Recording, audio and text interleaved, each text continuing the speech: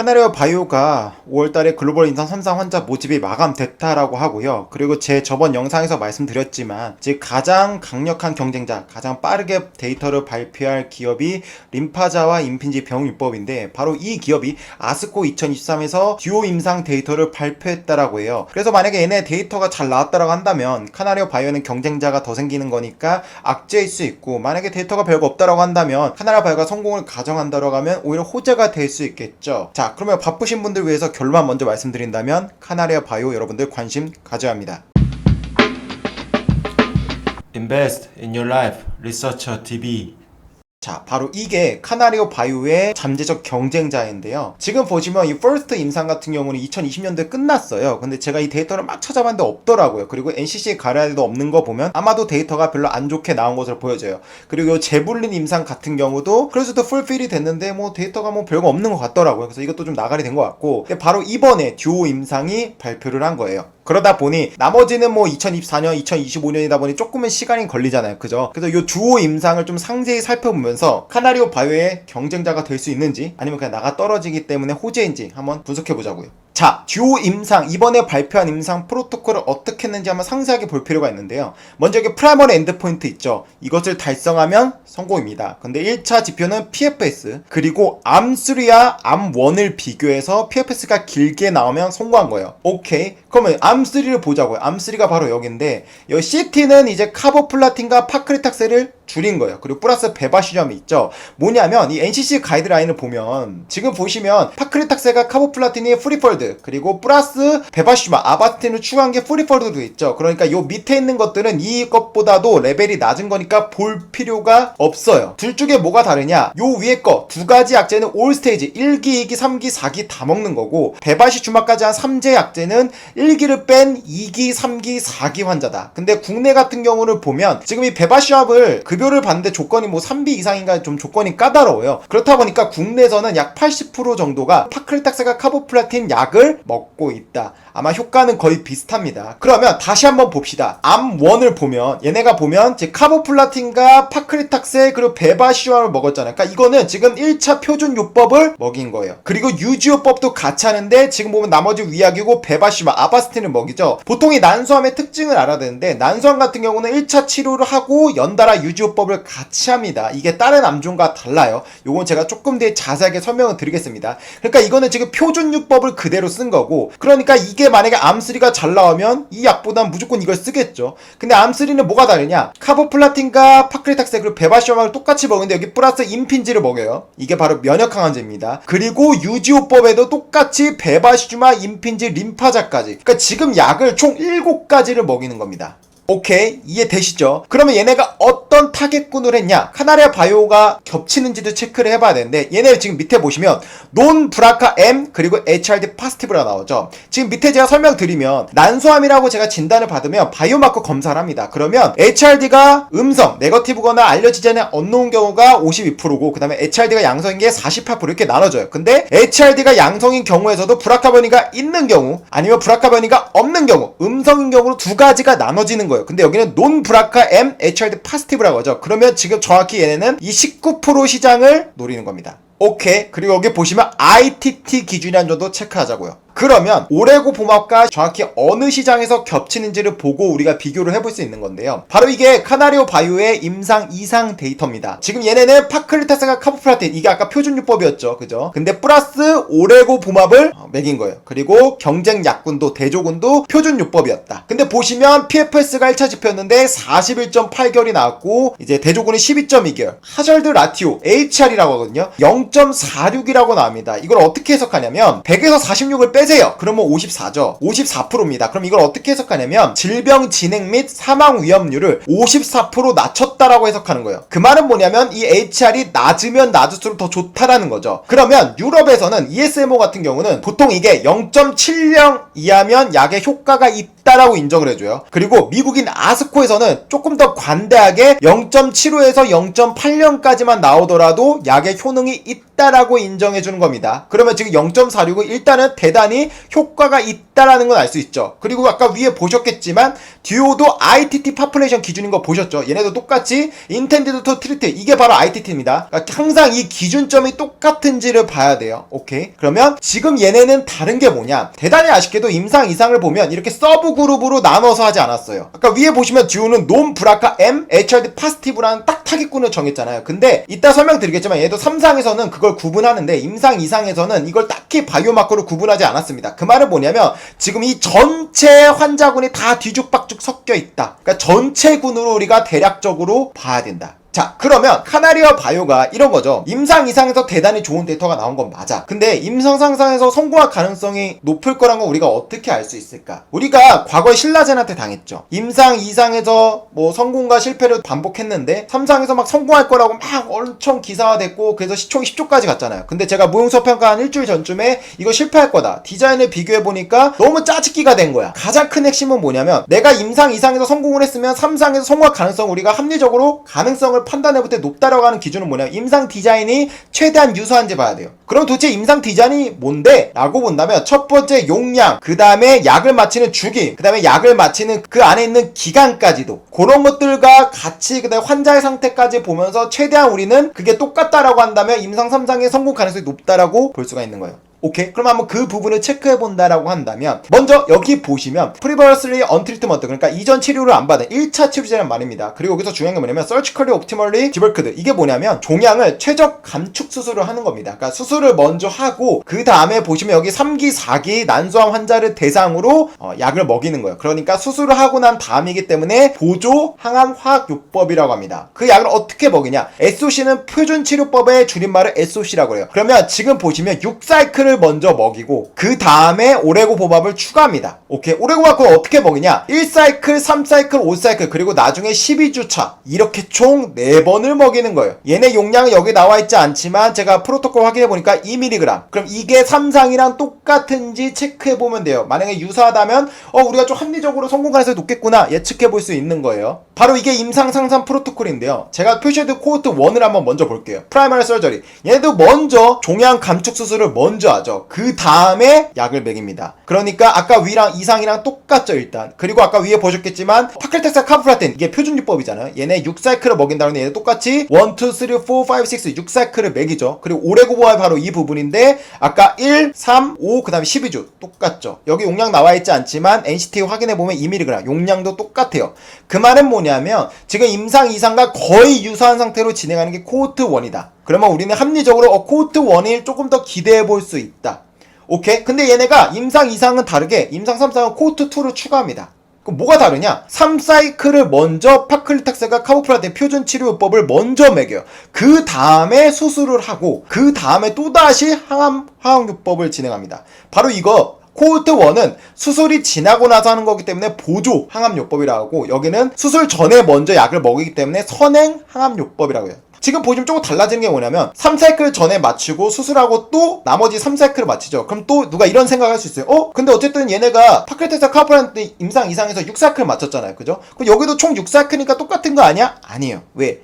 얘네는 지금 수술 전에 맞고 3번을 맞고 수술이 끝나고 3번 나눠지잖아. 그럼 이 환자 상태가 이 전과 바뀌는 거기 때문에 이거는 아예 다른 거예요. 똑같다라고 보시면 안 돼요. 오케이? 그 오레고보밥도 보시면 아까는 1, 3, 5, 12주였잖아. 근데 여기는 보시면 4, 6, 6주, 18주. 4번 먹이는 것과 용량은 똑같지만 주기가 바뀌죠. 그러면 이거는 아예 다른 인상입니다.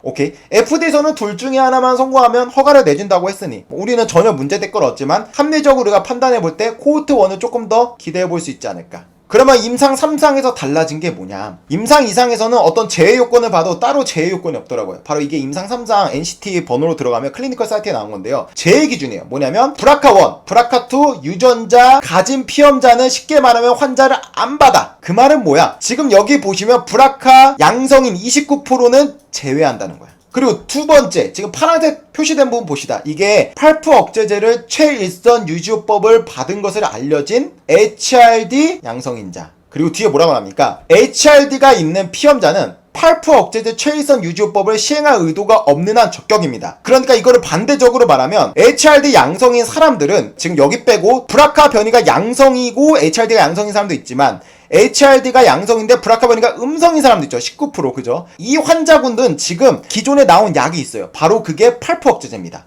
기존에 약이 파프 억제제가 있는데 파프 억제제를 맞을 거면 우리 임상에 오지 마. 근데 너네 파프 억제제 안 맞고 한번 오레고보안 맞아볼래? 그러면 우리 임상으로 와. 여기서 중요한 건 뭡니까? 유지요법을 같이 먹는 사람까지도 본다라는 거예요. 근데 이따 설명드리겠지만 아쉽게도 오레고보안은 유지요법을 하지 않아요. 조금 불리한 조건입니다. 그건 기본적으로 알고 가시고. 그런데 지금 아까 보셨겠지만 듀오 임상이 바로 여기를 타겟군으로 했잖아요. 그죠? 그러니까 정확히 지금 경쟁자라는 거예요. 그래서 우리는 듀오 임상을 봐야 되는 겁니다. 자, 그러면 여러분 난소암이 좀 많이 헷갈려요. 여기서 정확하게 개념을 알고 가셔야 됩니다. 저도 이게 상당히 좀 어려웠는데요. 뭐냐면 보통 모든 암들은 증상이 없기 때문에 발견되면 거의 3기, 4기입니다. 보통 이럴 때가 50%가 넘어요.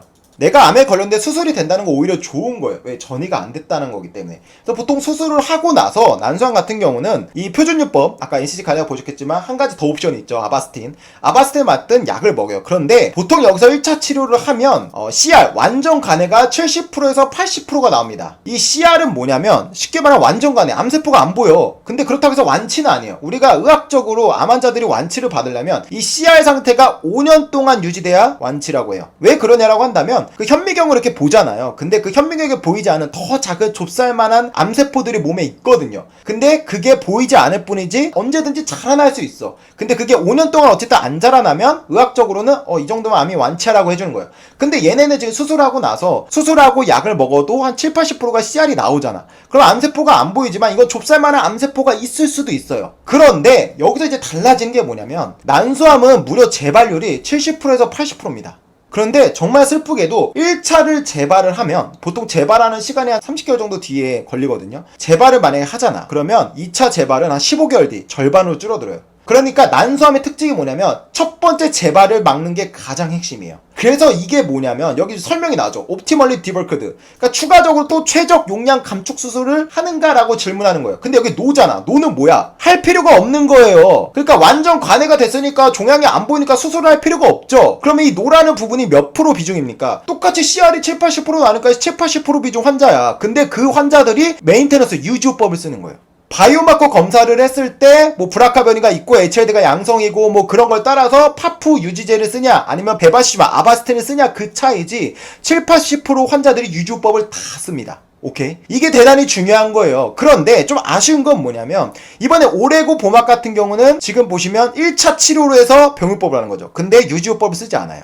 이게 좀 아쉽죠. 근데 어제 이제 채팅에서 말씀드렸지만 다른 임상에서는 아바스틴을 유지요법을 써서 임상을 한다고 하더라고요. 근데 이번 임상은 유지요법을 한 게 아니에요. 그러면 이렇게 생각할 수 있겠죠. 아니 경쟁약들은 유지요법까지 다 해서 약을 7가지도 쓰고 5가지도 쓰는데 얘네 지금 약을 3개만 쓴 거 아니냐. 그러면 이거 3개 먹고 유지요법을 뭐 베바시만 먹일 수 있는데 그 데이터를 우리는 나중에 더 합쳐야 되는 거 아니냐. 아니에요. 뭐냐면 기본적으로 유지요법을 하는 목표가 뭡니까? 암의 재발률을 막는 거예요. 그래서 난소암은 OS가 중요한 게 아니라 PFS예요. 왜? 후진현상 좋은 암이 더 이상 커지지 않은 기간이다 보니까 이게 길면 길수록 좋은 거잖아. 아까 말씀드렸겠지만 보통 이게 약을 끝나고 나서 30개월 정도 뒤에 재발률이 오거든요. 그러니까 30개월까지는 이게 재발이 안 되게끔 막으면 추후에는 안 생길 확률이 있는 거야. 그러니까 애초에 1차 치료든 1차 치료와 유지법을 하든 이게 PFS가 최대한 길면 길수록 무조건 유리한 거예요. 그러니까 간단하게 말하면 얘네가 좀 불리한 조건은 맞지만 어찌됐든 간에 PFS가 길게 나오면 그게 장땡이다.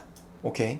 바로 이게 이거예요. 카나리아 바이오가 커버하는 애널리스트가 없다 보니까 얘네가 이제 IR 자료가 나오잖아요. 바로 이게 이 말입니다. 여기 보시면 이거를 정확하게 이해하시는 게 여러분들이 카나리아 바이오 투자자분들의 기본적인 거거든요. 뭐냐면 지금 여기 보시면 브라카 변이 환자 PFS가 37.2개월인데 그거보다 쉽게 말하면 얘네가 길다라고 말했잖아. 근데 이거 데이터 필요합니까? 필요 없죠.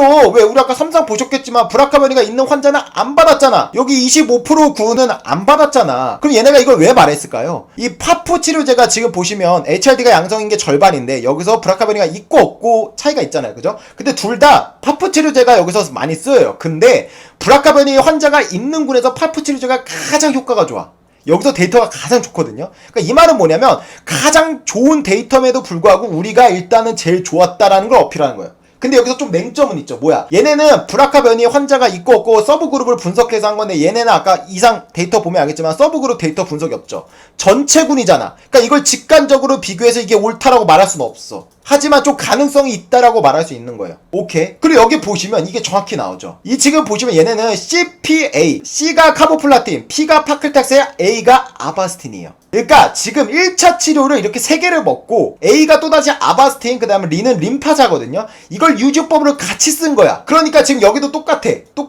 그러니까 이걸 정확히 알아야 되는 게 뭐냐면 오레고봄합은 유지법을 안 쓰니까 요 유지법 같이 봐야 됩니다. 여러분들 같이 봐야 되는 거예요. 잘 이해 안 되시면 그냥 같이 봐야 된다 이렇게 딱 이해하고 가시면 돼요. 그러면 지금 우리가 보셨겠지만 브라카 변이는 3상에서 뺐잖아. 그러니까 이 데이터는 필요가 없다고. 그런데 지금 놀라운 게 뭐냐면 아까 보셨겠지만 HRD 음성인 바로 이 부분이 50%가 넘어요. 여기도 1차 치료를 카보플라틴, 파클타스, 아바스틴 먹고 그 다음에 유지법으로 아바스틴과 림파자를 먹여봤거든요. 근데 봐, 차이가 0.9.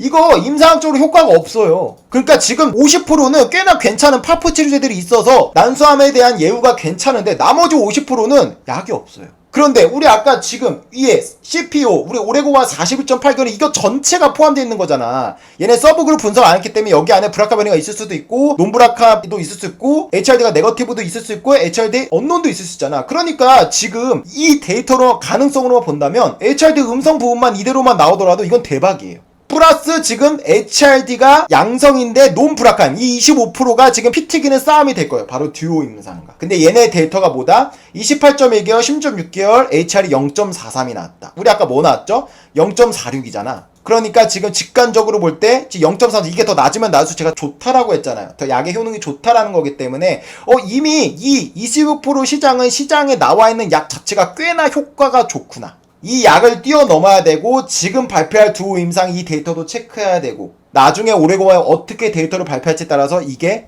시장에서 경쟁률이 차지할 수 있다라는 겁니다. 그러니까 지금 간단하게 정리하면 오레고봄합은 50% 시장은 제가 볼 때 데이터만 잘 나오면 그냥 무혈 입성이에요. 근데 나머지 지금 25% 요 시장은 지금 어쨌든 좀 피 튀기는 싸움을 할 것 같다. 그러니까 얘네가 지금 노리는 시장은 70% 정도다. 자, 그럼 경쟁약이 어떻게 데이터를 발표했는지 봅시다. 지금 보시면 여기 지금 ITT 우리 아까 보셨겠지만 오레고맙도 ITT였죠. 이게 바로 전체고요. 그리고 여기 위에 나온 HRD 플러스 PFS 이벤트는 다르죠. 이거는 서브그룹. 그러니까 그 안에서도 HRD가 양성이고 아까 우리 1차 지표가 브라카 논이었잖아요. 그러니까 브라카가 음성인 환자를 대상으로 서브그룹을 따로 분석한 거예요. 그럼 먼저 전체군의 데이터를 보면 우리 암3가 암1보다 좋으면 그러니까 임상의 성공이라고 그랬죠. 그러니까 우리 아까 임상 1차 지표를 보면 이 부분이 성공하는 게 목표였던 거예요. 그럼 먼저 봅시다. 논브라카 M과 HRD 양성인 군에 보면 ARM1은 이제 카보플라틴과 파크탁스를 맞추고 베바시마 이게 아까 표준 치료요법이었죠. PFS가 23개월이 나왔다. 그런데 여기에 더발로마 임핀지를 먹이니까 24.4개월 1.4개월이 늘어났고 암3 여기서 올라파리 림파자까지 먹이니까 37.3개월. 보시면 제가 아까 유럽에서는 HR이 0.7 그리고 미국인 아스코에서는 HR이 0.75에서 0.8년까지가 임상학적으로 효과가 있다라고 하는 건데 지금 보시면 임핀지 하나만 추가한 부분은 0.83은 효과가 없고 여기에 더발로마과 올라파리 두 가지 약제를 추가했더니 HR이 급격히 낮아져서 0.49로 되죠. 그죠? 그럼 우리 아까 1차 목표가 프라이머리 엔드포인트가 암3가 암1보다 높게 나오면 논브라카 M과 HRD 양성인 군이었으니까 이거는 임상으로 보면 성공이에요. 그리고 전체를 봅시다. ITT 이게 아까 오레고봄합이었죠. 전체를 보면 데이터가 대폭 내려가죠. 보시면 일단 카보플라틴 표준요법은 19.3개월 그리고 여기에 임핀지 하나만 추가했더니 20.6개월 그리고 여기에 임핀지에 올라파립을 추가했더니 24.2개월 0.63이 나옵니다. 그러면 왜 이 전체군에서는 데이터가 대폭 깎여요? 우리 아까 위에서 보셨겠지만 HRD 음성이거나 언론인 경우가 있었죠. 그죠? 그 군이 다 포함된 거예요. 보통 HRD가 언론이거나 음성인 부분은 약의 효능이 잘 안 받쳐서 제대로 된 약이 없다라고 했잖아요. 그러니까 여기서도 지금 약의 효능이 떨어지는 겁니다. 오케이? 근데 여기서 중요한 게 뭡니까? 지금 보시면 이게 임상적으로는 성공이 맞아요. 근데 과연 이게 3상은 어쨌든 우리가 이제 약을 팔라는 상업성을 봐야 되는데 이거를 과연 시장에서 많이 쓰일까? 이 부분을 고민해야 되는데 제 대답은 노예요. 왜 그러냐라고 본다면 지금 보시면 타이틀을 보시면 알겠지만 임핀지와 림파자 조합이라고 하잖아요. 그죠? 근데 우리 위에 아까 제가 설명드렸지만 이미 올라파리 위에 림파자는 아바스틴 조합으로 해서 시장에 나와 있죠. 꽤나 약의 효능이 좋았잖아요. 그러니까 지금 이 약의 목표는 임핀지가 과연 림파자의 최적의 파트너가 될 수 있냐 이 부분이거든요. 그러니까 암투가 대단히 중요해요. 근데 보시면 전체 ITT 군에서도 더발로만만 추가했더니 HR이 0.87 효과가 없죠. 그리고 HRD 플러스 양성구 서브 그룹에서도 0.83 여기보다 조금 더 좋아지긴 하지만 여기서도 역시나 효과가 없어요. 그러면 여기서는 올라파리 림파자 조합하니까 대폭 올라간 건데 이거는 그러면 어떤 약 때문에 효과가 올라갔냐? 당연히 이거는 올라파리 림파자 효과인 게 맞죠. 만약에 이게 임핀지와 림파자 조합이라고 본다면 여기서도 적어도 HR이 0.80 이하는 나와줬어야 돼요. 근데 여기서도 지금 깨짝 1.4개월 늘어났잖아. 그러니까 지금 이거는 뭐냐면 여기서 급격하게 데이터가 늘었던 약의 효능은 거의 올라파립이다. 그 말은 뭐냐면 이게 임상적 1차 프라이머리 엔드포인트를 충족해서 성공이라고 말을 할 수 있지만 기존 시장에 나온 약보다 좋다고 말할 수 없다. 왜냐라고 한다면 지금 여기 보시면 지금 이 부분이거든요. 얘네 목표가 서브그룹이 바로 이 부분이에요. 브라카 정상이제 음성인 부분을 말하는데 여기 보시면 HR이 0.43이잖아. 제가 이거 낮으면 낮을수록 좋다라고 그랬죠. 그죠? 그리고 이미 지금 여기 보시면 림파자의 파트너가 아바스틴이잖아. 그런데 지금 얘네는 보시면 0.49 물론 정확하게 우리가 뭐 데이터라 이렇게 보기는 어렵겠지만 가장 중요한 건 뭡니까? 얘네도 대조군이 카보플라틴과 베바시주맙이고 얘네도 똑같았거든요. 그러니까 지금 대조군이 똑같아요. 그러니까 우리가 직관적으로 이 임상을 투자자 입장에서 비교해 볼 수 있어요. 그러면 이 말은 뭐냐면 지금 이게 임상 3상이 성공은 맞지만 아마도 상업성에서는 좀 브레이크가 걸릴 것이다. 그런데 주목해야 될 부분은 뭐냐면 지금 얘네가 HRD 언노운과 음성인 부분이 포함된 바로 이 부분에서 꽤나 데이터가 좀 잘 나왔거든요. 이거는 성공이에요. 24.2개월. 근데 우리 아까 보셨겠지만 올해 공화가 41.8개월이잖아. 이대로만 나온다면 전혀 문제 없죠. 그러면 또 이렇게 생각할 수 있겠죠. 너가 뭐 전문가도 아니고 넌 주식하는 놈인데 의사들이 보는 뷰는 어떤데? 보여드릴게요.